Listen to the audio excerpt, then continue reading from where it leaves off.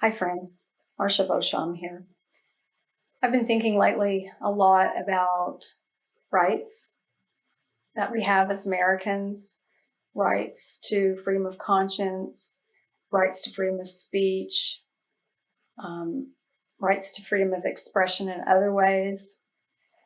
But more importantly, I've been thinking about the responsibilities that are attached to those rights. Those of you who have young people in your family know that rights are on the front of their minds. Young people know a lot about rights. Most of us have a pretty firm sense of what our rights are and how important they are to us. But we don't often spend a lot of time as Americans talking about the responsibilities that go along with those rights. If we do, we tend to focus on the responsibility to acknowledge that others have the same rights that we do. It is like the old adage that my rights end where the other fellow's nose begins, which is an important acknowledgement that there is a limitation on our free expression based on where it bumps up against the free expression of others. But more important than that is what's been called the golden rule for civic life. And briefly stated, that's a notion of responsibility that goes further. It's actually where the rubber meets the road in terms of maintaining this American experiment in liberty that we are all a part of. And it goes something like this. My rights are only as secure as my willingness to protect your rights.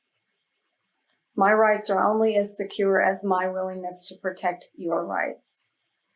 It implies that unless and until we're ready to stand up for and put ourselves on the line for the rights of someone else, the experiment is really not working.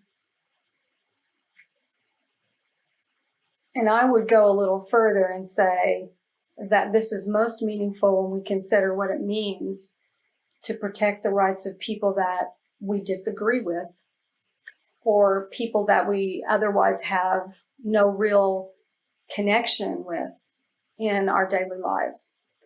That is when this golden rule for civic life really matters the most, is when we're willing to take responsibility to protect the rights of people that we don't know, disagree with, or even fear.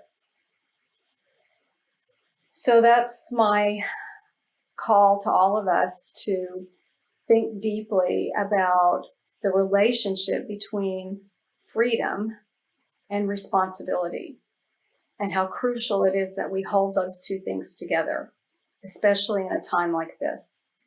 Our democracy is an experiment, and it's a fragile one right now. It would be very easy to allow much larger forces to take over and dictate how we experience freedom or whether we continue to experience freedom.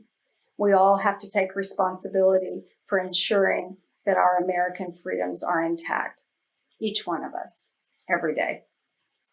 I hope you're with me in that. Thank you.